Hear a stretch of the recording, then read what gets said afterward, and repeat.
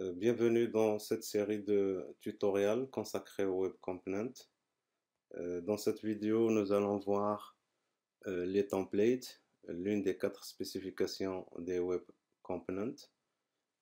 La dernière vidéo, nous avons construit notre exemple, la galerie de cartes.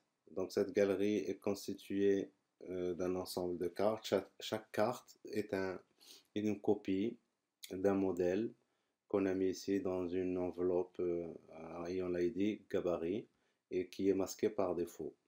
Et qu'est-ce qu'on avait fait? On a, à l'aide du JavaScript, on a obtenu une référence du contenu de la gabarit, c'est-à-dire la carte. Et à chaque tour de boucle, on va cloner ce modèle et on va personnaliser les 3 éléments constituant le modèle, à savoir la source de l'image, le titre et le contenu. Donc ici le source, le titre, alors là c'est pas source, c'est donc le contenu de l'élément ici. Pour changer le titre qui est là, c'est text content, text content. Et là on va faire pareil, text content ou inner HTML, text content. Et après donc avoir personnalisé les 3 éléments, on ajoute ça à un conteneur prévu à cet effet ici. Donc si j'enregistre, alors c'est donc ici on a titre, contenu, c'est les valeurs qu'on a mis ici par défaut. Et donc ici si j'actualise, on va voir les indices qui vont apparaître puisqu'on a mis ici plus i plus i. Alors, voilà, donc dans cette vidéo, on va essayer de reprendre cet exemple plus tard.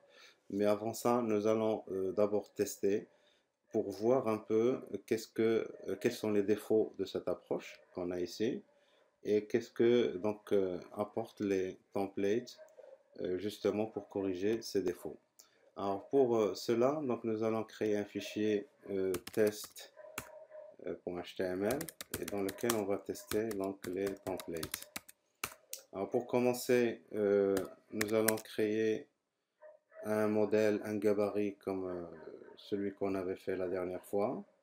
Et donc ici, je vais mettre juste un heading, tester les templates. Après, on va créer donc notre gabarit. Gabarit. Et comme la dernière fois, donc on va mettre style. Z, style. Display none.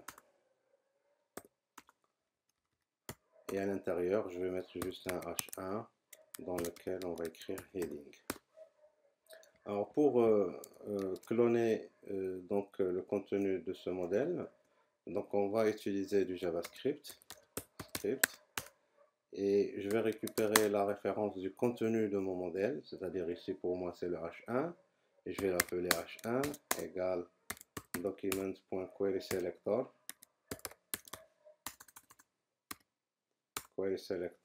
de gabarit H1.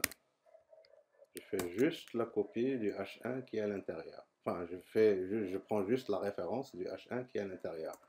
Alors pour la cloner, donc var clone égale h1.clone node. Et ici je passe un booléen true pour copier le H1 et son contenu. Et après, on va ajouter ça quelque part. Donc, si on veut faire comme la dernière fois, on va créer ici un container dans lequel on va ajouter tout ça. Donc, document.querySelector de dièse container .appendChild. Et donc, je vais ajouter le clone. CTRL S. Alors théoriquement, donc alors on va exécuter déjà pour voir. Et donc on va voir le premier heading H1 et le deuxième heading. On va inspecter pour voir le code qui a été généré. Donc alors j'ai le container qui contient bien un H1, etc. Alors on pourrait dire que l'approche est irréprochable.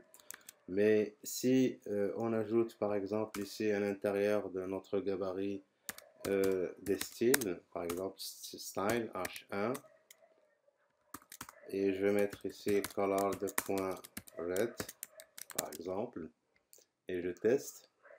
On va voir que les styles ici, ils agissent sur tous les éléments qui est à l'extérieur. Rappelez-vous que moi, ce que j'ai cloné juste le H1 qui est à l'intérieur.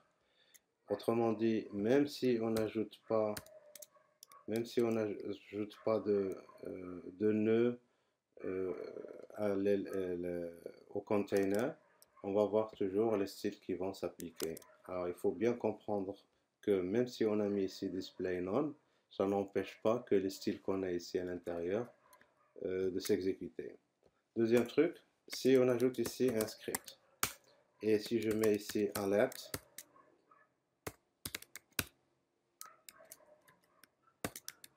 si je teste ma page, eh bien on va voir que le JavaScript aussi s'exécute. Alors maintenant, passons à l'utilisation des templates. Alors, pour utiliser les templates, il s'agit tout simplement d'une balise qui s'appelle template. Donc, au lieu de ma div ici, donc je vais modifier ça en utilisant template. Et on n'a plus besoin de la masquer parce que par défaut, elle est masquée. Et donc, si je teste maintenant, on va voir que les styles ne s'appliquent plus. Et que au niveau de mon template, quand j'ouvre ici, au niveau de l'inspecteur, je vois qu'il s'agit, je ne vois plus la structure, mais je vois ici donc un fragment DOM. Et ce fragment DOM, donc pour y accéder, il y a un seul attribut qui s'appelle content. Alors pour récupérer donc le contenu de mon template, je vais appeler ça donc content. Et donc ici, j'utilise le seul attribut, c'est .content. Alors content. CTRL Z, content. Voilà, CTRL S, si j'actualise, et là, si je vais vers la console, et j'affiche ici la variable content, qu'est-ce qu'on va voir? Eh bien, on va voir le fragment DOM. C'est exactement le fragment que nous avons ici. Alors, puisqu'il s'agit d'un fragment DOM, eh bien, je peux aller le parcourir en utilisant les méthodes DOM. Par exemple, si je veux le H1, je veux cloner le H1, donc je vais utiliser ici content.querySelector et je vais sélectionner mon H1. Alors là, après avoir sélectionné mon H1, je le clone. Clone not. Et je donne ici true. Et on va utiliser exactement le code de tout à l'heure. Et on verra bien que le script et les styles ici ne vont pas s'exécuter. J'actualise. Voilà, donc vous avez les headings et vous avez les deux, donc H1 sont toujours en noir.